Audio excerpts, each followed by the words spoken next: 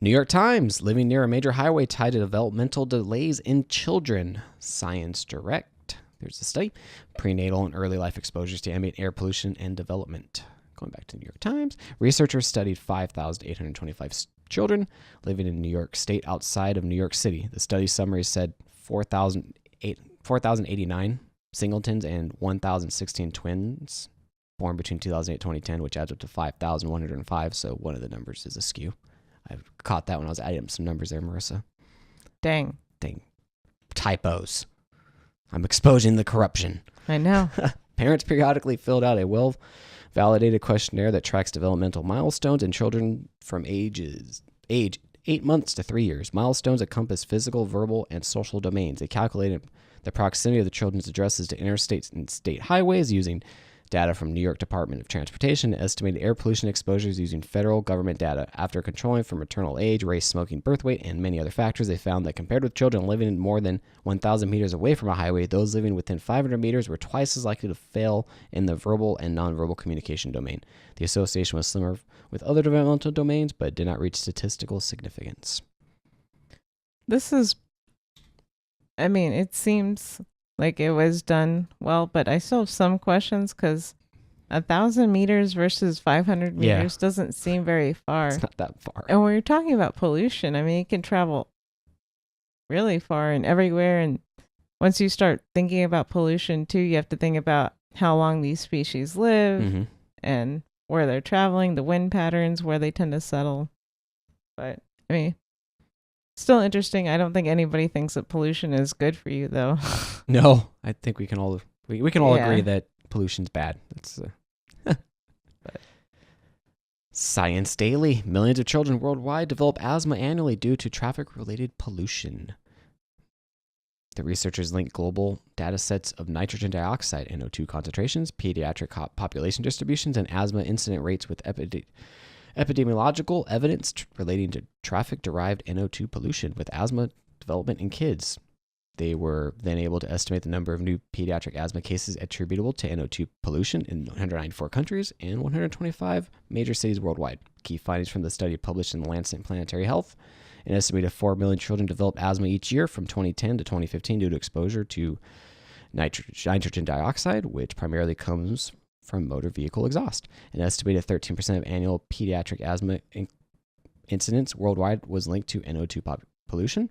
Among the 125 cities, NO2 accounted for 6% to 48%. Shanghai, China, pediatric asthma incidents. The top 10 highest NO2 contributors were estimated for 8 cities in China, 37 to 48%. Moscow, Russia, and Seoul, South Korea at 40%. Wow, that's weird. The problem affects cities in the United States as well. Los Angeles, New York, Chicago, Las Vegas, Milwaukee were the top 5 cities in the U.S. Nationally, the largest burdens related to air pollution were found in China, 760,000 cases of asthma per year, followed by India, 350,000, and the United States, 240,000. Yeah, so China and India topping that list, right? Yeah. Yeah, that also wasn't the biggest. surprising. They're the biggest polluters. Yeah, by far. Well, by India's been ramping up their coal burning too, since they're really becoming industrialized, and coal is cheap. Coal is cheap and it's effective. It does the job. But at what cost? What cost? Yeah, the problem is, even if we lessen our impact today, India and China are still going to be burning. Yeah, so they're not lessening theirs. Inverse. Ketamine study reveals how to make an even better depression treatment. Science Daily. Ketamine reverses neural changes underlying depression-related behaviors in mice. ScienceMag.org. Sustained rescue of prefrontal circuit dysfunction by antidepressant-induced spine formation. And then Mashable. Can ketamine cure your depression? We have a video. But first, researchers have identified ketamine-induced brain-related changes responsible for maintaining the remission of behaviors related to depression in mice. Ketamine treatment restored lost dendritic spines and rescued coordinated neural activity in the prefrontal cortex of the mice, findings that may help researchers develop interventions that promote lasting remission of depression in mice. What you think?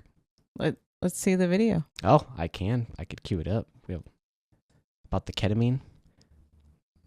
Verse 6. My name is Steven. I am a ketamine patient. I use it for pain and depression. I do both IV ketamine infusions and I do nasal spray. I'm Dr. Steve Levine. I'm a board-certified psychiatrist, and I'm the founder of Actify Neurotherapies. Ketamine is a really old medicine. It was first developed way back in 1962. It's used in trauma settings on battlefields. It had cut its teeth during the Vietnam War. It's on the World Health Organization's list of essential medicines. It's used for pain control. It's used all the time for children, especially in emergency departments as a short procedural anesthetic. A sliver of its use, a very small fraction, has been its role as Special K, a drug of abuse. And of course, great because marketing that's the guy. grabbier, sexier headline, it's the reputation associated with it in most people's minds. And the music in the background. Yeah. It's great. But that's a very, very small percentage of how it's used around the world every day, which is as a life-saving anesthetic and pain medication. Very interesting. So this video covers Stephen, and we're going to actually, what has he done to help his depression? So they had put me on Opana, which is an extremely strong opioid, and fentanyl patches. The side effects were horrendous. You know, you're always nauseous, you're always tired.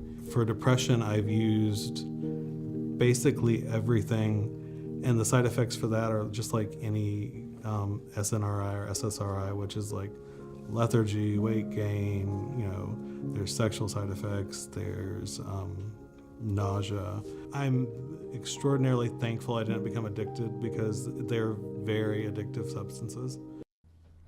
They are. Yeah. I mean, this is one of those things, a dose makes a poison. Yep. And you could argue too, I mean, if we want to talk about drugs, meth was used back in the day as asthma treatments and all sorts of things, but now it has a bad reputation. So now they're kind of flipping the ketamine story a little. Which is very interesting. It's interesting. Brain images on ketamine. And something we know with depression now is that this is a condition where there is brain harm. There's actual structural change. So when people say depression is all in your head, they're kind of right, but you can measure it. In the before pictures, you see these branches, which are the neurons. It looks like a branch in late fall. After ketamine, it looks like late spring, early summer, because all these new little connections start to bud off of them. And it's really quite remarkable. This guy shows great marketing skills. It's spring, it's happy. Yeah. But I mean, at the same time, it does show some promise for people. So. Absolutely. And this mouse study does the same thing. Ketamine infusion. Start off with treatments close together, and then we start to spread them apart towards a maintenance period where we try to give them as infrequently as possible. They front load 60 milligrams of ketamine just directly into my vein, basically, which just knocks me out. When I wake up a couple minutes later, there's a ketamine drip that goes for about 40 minutes. It's hallucinogenic. Oh, I bet it is. And it makes you pretty introspective.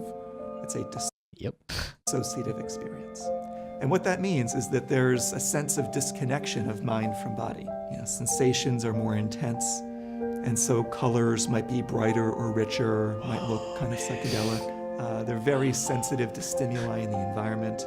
Robert, where's your bong? You start thinking about like very odd things that you would never normally think about that seem to actually be like healthy ways of working through whatever's going on. Physically, you're not moving or really responding. You're not even sure if you're talking because the doctor will come in and say, is everything going okay? And you'll be like, I think so. But you don't really know if you're speaking or not. And then afterwards, it's just recovering. It takes a little while to get out of your system and makes you feel a little funky for a little while, like a little wobbly and sort of like drunk.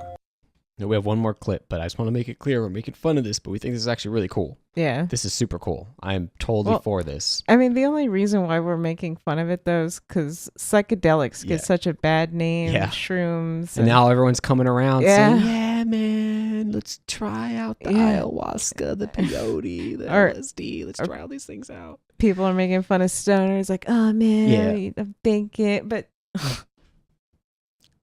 there it is. The hypocrisy, man.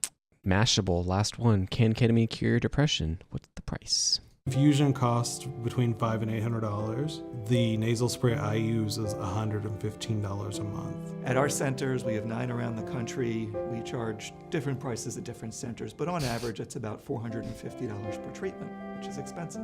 S-ketamine was FDA approved for depression, for treatment-resistant depression, on March the 5th, so just a couple of weeks ago. Ketamine is a mixture of S-ketamine and R-ketamine. They are mirror images. The only thing that differentiates them is the direction that they spin in space. Theoretically, S-ketamine is the half. Looks very sciencey. That's why I left it in here. Yeah, but that was completely wrong. They don't spin in different directions in space. They're of the they're different, just orientations. Different orientations. They're a different molecule. They bind differently. Ooh. Sorry, he triggered me for a second. second. Set the salesman straight. molecule that has the strongest antidepressant potential.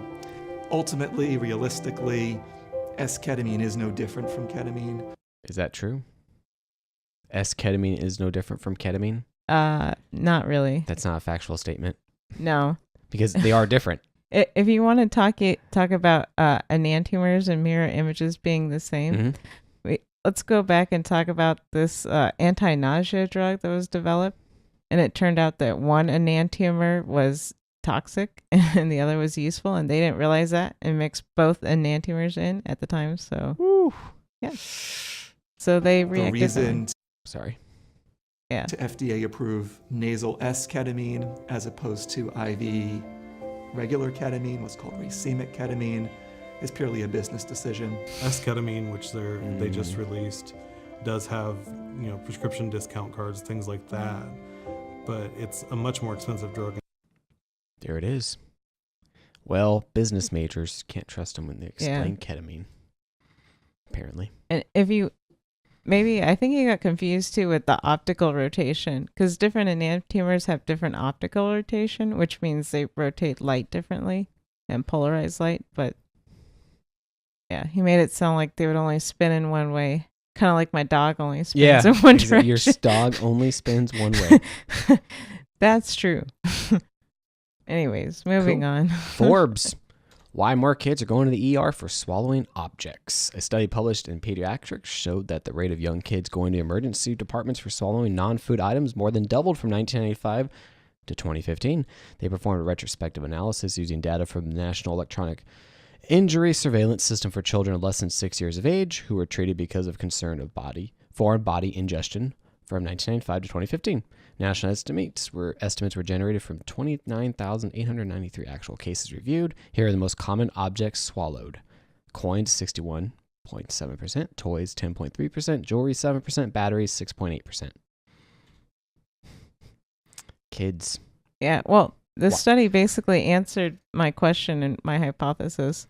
Because my initial thought was this is probably increasing because people are on those smartphones. Don't pay attention to their children. And that was exactly their thought as well. Yep. And they based it off of the coins, since, we should still have roughly the same amount of coins available, but people are swallowing them at increased rates. So maybe we should put down the phones and look at our children. Yeah. Or don't have kids. Don't say that. If you don't want to get off the gram.